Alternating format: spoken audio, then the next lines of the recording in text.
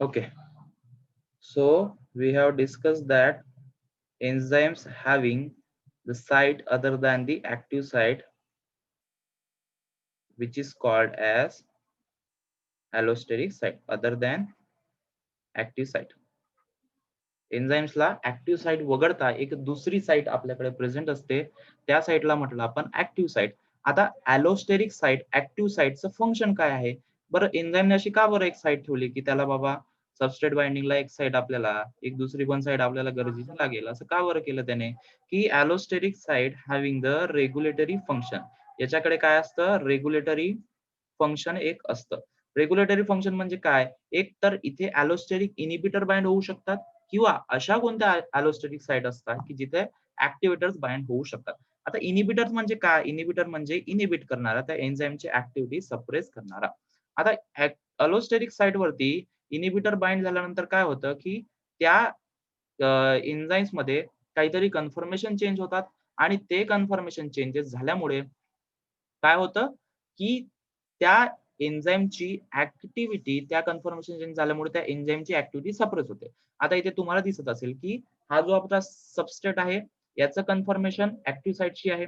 म्हणजे हा substrate properly जाऊन इथे बरोबर आपल्या ॲक्टिव्ह साइटवरती असा बाइंड होऊ शकतो. ॲक्टिव्ह साइटवरती बाइंड होऊ शकतो. पण इथे काय झालं, की अलोस्टेरिक इनिबिटर आल्यामुळे या एन्झाइमच्या 3D कन्फर्मेशनमध्ये काहीतरी चेंजेस झालं. इथे आणि इथे तुम्हाला 2 ठिकाणी डिफरन्स दिसत असेल. तर त्यांच्यामध्ये काहीतरी चेंजेस झालं आणि ते चेंजेस झाल्यामुळे काय झालं, की तिथे सबस्ट्रेट आपला बाइंड होऊ शकला नाही आणि सबस्ट्रेट बाइंड तिथे झाला नाही, म्हणजेच आपली रिएक्शन तिथे झाली नाही आणि रिएक्शन झाली नाही म्हणजेच काय झालं, इथे एन्झाइमचं इनिबिशन झालं. So allosteric site, it is the additional site which is additional site in the enzyme rather than the active site, that we called it as a regulatory site. So allosteric inhibition directly effect on Km and Vmax. Allosteric inhibition जे असतं, inhibition जे असतं ते एन्झाइमच्या Km आणि Vmax वरती directly परिणाम करतं. Km म्हणजे बघितलं आपण, Km is a Michaelis Menten constant. So there are, according to effect of Km and Vmax, allosteric inhibition can be classified in two classes. First is K class and second is V class. आता K आणि V असं का बरं नाव दिलेलं असेल?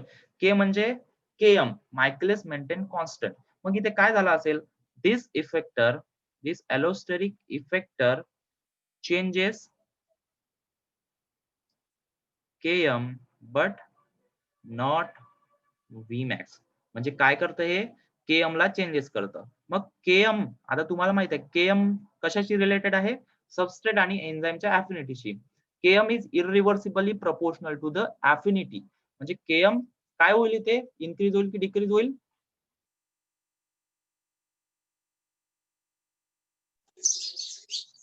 Increase होईल sir. Increase होईल. चेतना very good. Km इथे काय होणार आहे? Km इथे इन्क्रीज होणार आहे. Km इन्क्रीज झाला म्हणजे काय होईल इथे?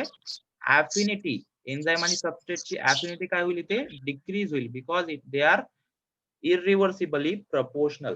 आणि व्ही क्लास ऑफ ॲलोस्टेरिक इफेक्टर्स म्हणजे काय? की जे फक्त Vmax ला चेंज करतात. Vmax change, Km stable. Km ला स्टेबल ठेवतात. Harshal, please put your mic mute. Km ला चेंज करतात आणि सॉरी Km ला स्टेबल ठेवतात आणि Vmax ला चेंज करतात.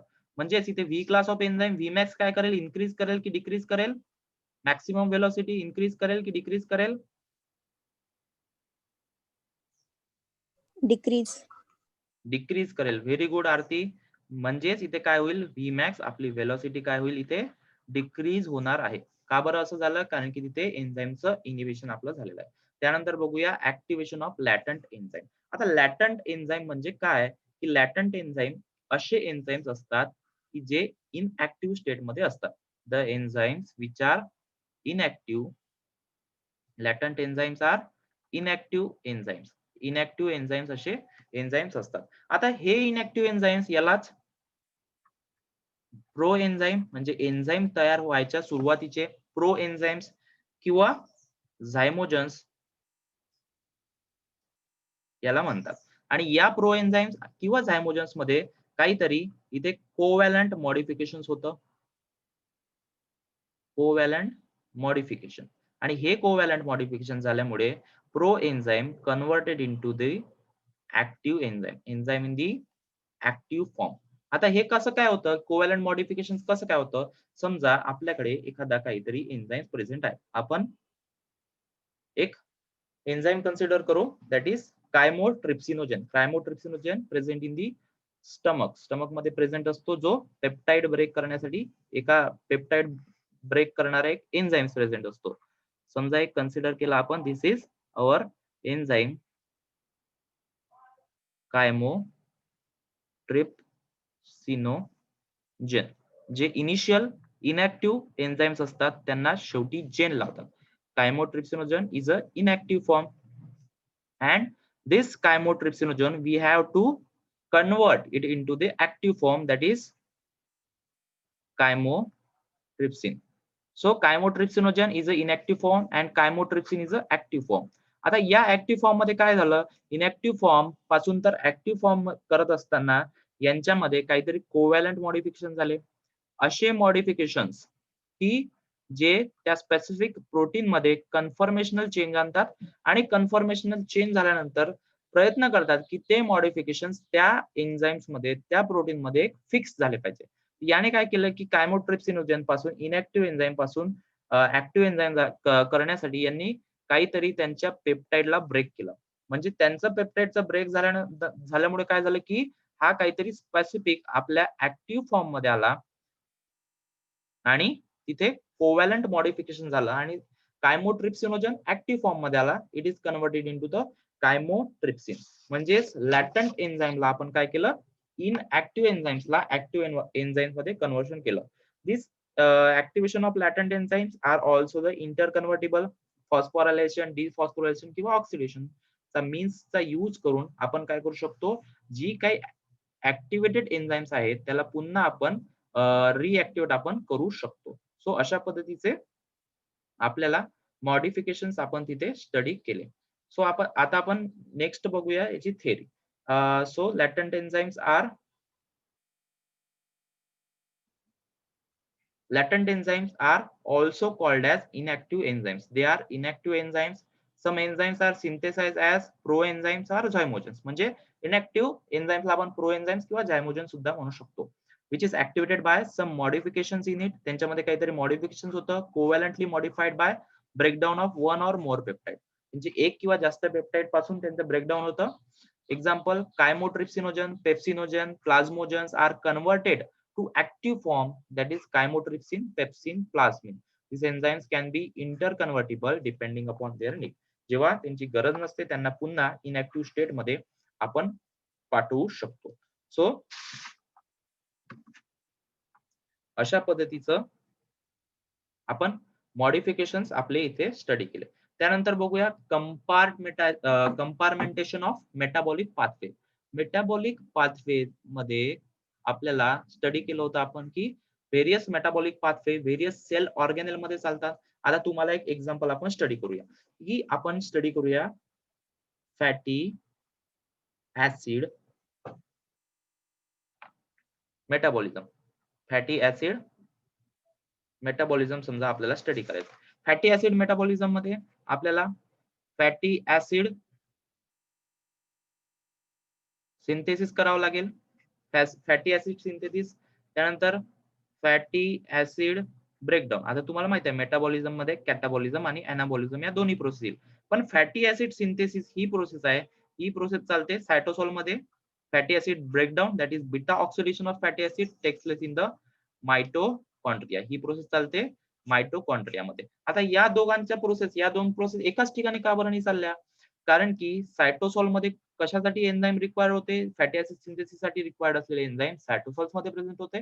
फॅटी ऍसिड ब्रेकडाऊन साठी रिक्वायर्ड असलेले एन्झाइम्स मायटोकॉन्ड्रिया मध्ये प्रेझेंट होते. त्यामुळे या दोन्ही प्रोसेसला आपण काय केलं, कंपार्टमेंटेशन केलं. कंपार्टमेंटेशन केल्यामुळे काय झालं की हे दोन्ही प्रोसेस साठी लागणारे एन्झाइम्स वेगवेगळ्या ठिकाणी झाले आणि मेटाबॉलिक पाथवे मध्ये काय झालं, इथे अडथळा निर्माण झाला नाही. So certain substances in our body, example fatty acid, glycogen, get synthesized and degraded काय होतं, त्यांचं सिंथेसिस होतं, डिग्रेडिंग होतं. पण ते सगळं होत असताना त्या सगळ्या प्रोसेसमध्ये कोणत्याच प्रकारचं ओव्हरलॅपिंग होत नाही. म्हणजे एका ठिकाणी जर सिंथेसिस चालू असेल, दुसऱ्या ठिकाणी ब्रेकडाऊन, म्हणजे सिंथेसिसची साईट आणि ब्रेकडाऊनची साईट ही काय असेल, दोन्ही ठिकाणी वेगवेगळी असेल. का बरं असे असेल, की त्यांच्यामध्ये ओव्हरलॅपिंग व्हायला नको. So synthesis, anabolic and breakdown catabolic pathway operates in different cellular organelle to achieve maximum economy. Example, fatty acid synthesis साठी लागणारे एन्झाईम सायटोसॉल मध्ये प्रेझेंट असतात. फॅटी ऍसिड ब्रेकडाऊन साठी लागणारे एन्झाईम्स आपले मायटोकॉन्ड्रियामध्ये प्रेझेंट असतात. सो अशा पद्धतीचे आपल्याला कंपार्टमेंटेशन केलेलं आहे लिव्हिंग सिस्टीम मध्ये. त्यानंतर बघूया कंट्रोल ऑफ एन्झाईम सिंथेसिस. एन्झाईमच्या सिंथेसिसचं कंट्रोल कशा पद्धतीने केले जातात. सो एन्झाईम तुम्हाला माहिती आहे की most of the enzymes are rate limiting. त्या एन्झाईमचा रिएक्शनच्या, त्या एन्झाईमच्या कॉन्सन्ट्रेशनचा, त्या स्पेसिफिक रिएक्शनचा रेटवर परिणाम होतो. काही एन्झाईम्स लो कॉन्सन्ट्रेशन मध्ये प्रेझेंट असतात, काही एन्झाईम्स हाय कॉन्सन्ट्रेशन मध्ये प्रेझेंट असतात. So amount of enzyme directly controls the velocity of reaction. एन्झाईमचं कॉन्सन्ट्रेशन जास्त असलं तर व्हेलॉसिटी आपली जास्त असेल. हे आपण शिकलो होतो, ग्राफ पण बघितला होता त्याचा एक. So amount of enzyme directly controls the velocity of reaction catalyzed by the reactions. There are two types of enzyme. दोन प्रकारचे एन्झाईम्स आपल्या सेलमध्ये प्रेझेंट असतात. कॉन्स्टिट्यूटिव्ह एन्झाईम्स, त्यालाच आपण म्हणतो housekeeping enzymes. Second, adaptive enzymes. Constitutive enzymes म्हणजे असे enzymes there levels are not control. Levels are not controlled. असे एन्झाईम्स की ज्या एन्झाईमची लेवल ही कंट्रोल नसते आणि ती कंटिन्युअसली सिंथेसिस त्यांचं होत असतं. आणि अडॅप्टिव्ह एन्झाईम्स म्हणजे असे एन्झाईम्स की ज्यांची लेवल ही व्हॅरी होत जाते. Level vary according to need. म्हणजे जेव्हा सेलला गरज असेल तेव्हाच काय करेल, सेल त्या एन्झाईमचं सिंथेसिस हे करेल. त्यानंतर बघूया आपण एन्झाईम डिग्रेडेशन. एन्झाईम्स इमॉर्टल असतात. Enzymes are not immortal. एन्झाईमची काहीतरी लाईफ स्पॅन असते, त्याची काहीतरी हाफ लाईफ असते. तर ती हाफ लाईफ सेल्युलर लेवलवरती रेग्युलेट केली जाते. This are the key and regulatory enzymes are most rapidly degraded.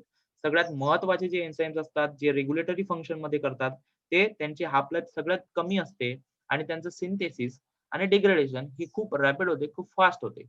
If need they disappear, synthesise when required. त्यानंतर बघूया आयसो एन्झाईम्स. आयसो एन्झाईम म्हणजे एका एन्झाईमचे मल्टिपल फॉर्म. आता तुम्हाला माहिती आहे की हेक्झोकायनेज आणि ग्लुकोकायनेज हे काय झाले, एका एन्झाईमचे मल्टिपल फॉर्म झाले. Multiple form of the same enzyme they regulate different reaction. प्रत्येक फॉर्म हा वेगळी रिएक्शन डिफरन्शिएट करतो.